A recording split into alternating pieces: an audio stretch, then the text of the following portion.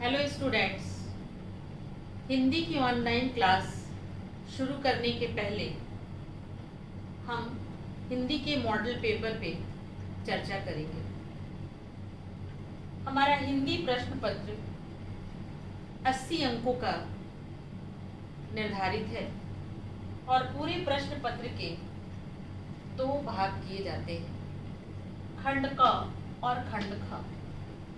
खंड ख के लिए 40 मार्क्स निर्धारित हैं और खंड ख के लिए 40 मार्क्स। खंड क का पहला प्रश्न है प्रस्ताव लेखन, जिसके लिए 15 मार्क्स हैं। पत्र लेखन के लिए 7 मार्क्स, अपठित गद्यांश के लिए 10 मार्क्स एंड व्याकरण प्रश्न के लिए 8 मार्क्स निर्धारित किए गए हैं। खंड ख में निर्धारित बुक है साहित्य सागर। उसके 2 भाग हैं, संक्षिप्त कहानियां एंड पद्य भाग। संक्षिप्त कहानियां एंड पद्य भाग से कुल मिला के 4 प्रश्न करने होते हैं और प्रत्येक प्रश्न के लिए 10-10 अंक निर्धारित है। इस प्रकार यहाँ पे 40 अंक पूरे हो जाते हैं। 20 अंक निर्धारित किए गए हैं हमारे प्रोजेक्ट वर्क के लिए। अब ये हमारा हो गया प्रश्न पत्र का प्रारूप। अब हम चर्चा करेंगे खंड क पर आधारित प्रस्ताव लेखन के विषय में।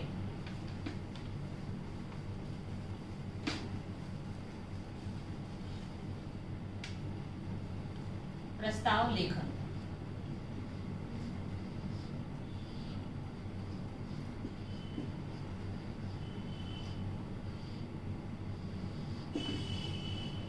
प्रस्ताव लेखन के लिए कम से कम 250 शब्दों की सीमा निर्धारित की गई है।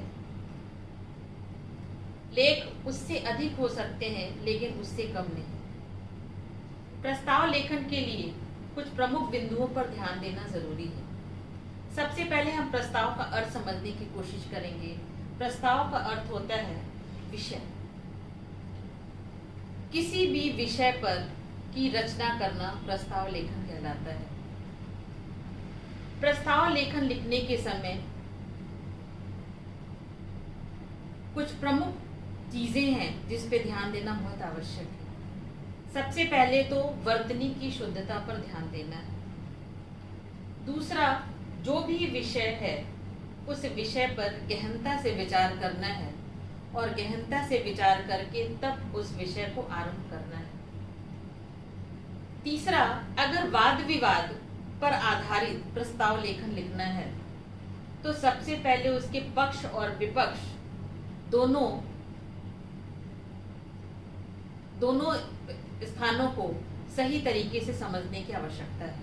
जैसे ईश्वर है या नहीं, इसके पक्ष या विपक्ष में अपने विचार प्रस्तुत करिए। अगर ईश्वर की सत्ता है, उस पे हमारे पास महत्वपूर्ण विचार, महत्वपूर्ण उदाहरण, महत्वपूर्ण परिभाषाएं हो, तभी हम उस पे अपने विचार प्रस्तुत करें। इसके अलावा किसी भी वाक्य की पुनरावृत्ति से हमें बचना है। प्रस्ताव लेखन के भी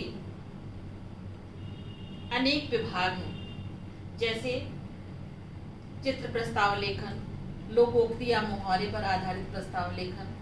लोकोक्ति या मुहावरे पर आधारित प्रस्ताव लेखन पे सबसे प्रमुख बात है कि जो हमारा कहानी लेखन है या जो घटना है वो उस मुहावरे या लोकोक्ति से संबंधित होना चाहिए।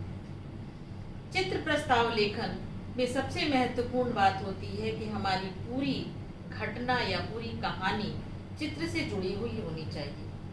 हम कितना भी अच्छा कहानी या घटना का वर्णन करें, अगर वो उस चित्र से संबंधित नहीं है तो वो पूर्ण रूप से बेकार है, उसमें कहीं भी कोई अंक नहीं मिलते।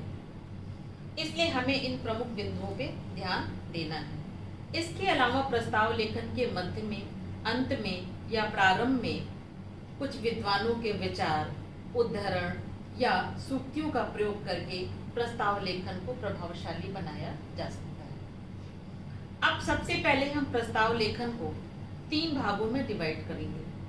पहले प्रस्तावना, फर्स्ट पॉइंट है प्रस्तावना, सेकंड पॉइंट है मुख्य बिंदु और थर्ड पॉइंट है उपसंहार या निष्कर्ष। प्रस्तावना में हम तर्कपूर्ण विचार करके विषय को पूरा क्लियर करते हैं। मुख्य विषय पे आते आते हम जिस विषय पर लिखने जा रहे हैं उसमें तार्किक विचार करके उसके लाभ हानि और उस पर आधारित जो महत्वपूर्ण तथ्य आंकड़े हैं उसको प्रस्तुत करना, और निष्कर्ष में हम आलोचना, समीक्षा या अपने कुछ सुझाव प्रस्तुत करते हैं। तो प्रस्ताव लेखन के मुख्य तथ्य हैं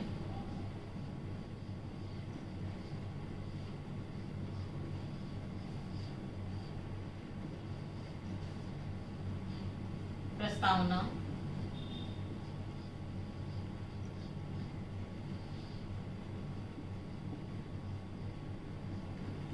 मुख्य बिंदु,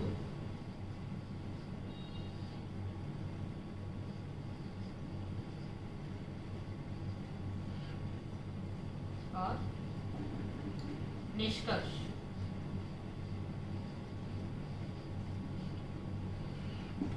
इन तीनों बिंदुओं पर ध्यान दे करके अगर हम प्रस्ताव लेखन लिखते हैं तभी वो प्रभावशाली, रोचक और स्पष्ट होगा। क्रम हमेशा सही होना चाहिए। इस क्रम से ही हम प्रस्ताव लेखन को लिखें तो हमारा प्रस्ताव लेखन प्रभावशाली होगा। इसके अतिरिक्त अब हम प्रस्ताव लेखन का वर्गीकरण करते हैं। विषय की दृष्टि से जब हम प्रस्ताव लेखन का वर्गीकरण करते हैं तो हमारे सामने 5 विषय आते हैं। क वर्णनात्मक,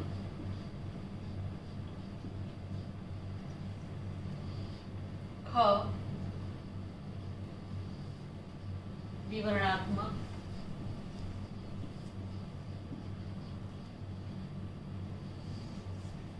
ग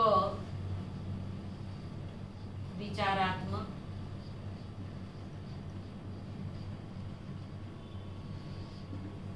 घ भावात्मक,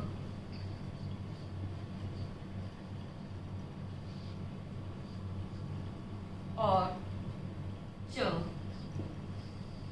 अन्य।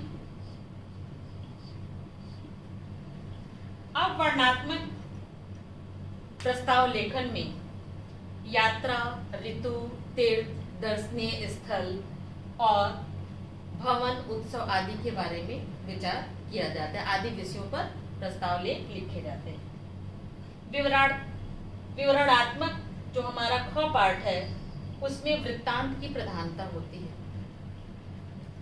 ग में बुद्धि तत्व की प्रधानता होती है और वर्णन प्रायः विचार पक्ष की तरफ होते हैं। भावात्मक निबंध में एकता, दया, परोपकार, अहिंसा आदि से संबंधित विषयों के बारे में चर्चा की जाती है। और अन्य में भाषा, विज्ञान, आत्मकथा, जीवन शैली इत्यादि की चर्चा की जाती है। तो ये हमारे प्रस्ताव लेखन का पूरा विवरण है और इस आधार पे ही हम प्रस्ताव लेखन को समझते और लिखते हैं। खंड का के लिए हम सरस हिंदी व्याकरण बुक की सहायता लेंगे और खंड ख के लिए साहित्य सागर बुक। Thank you.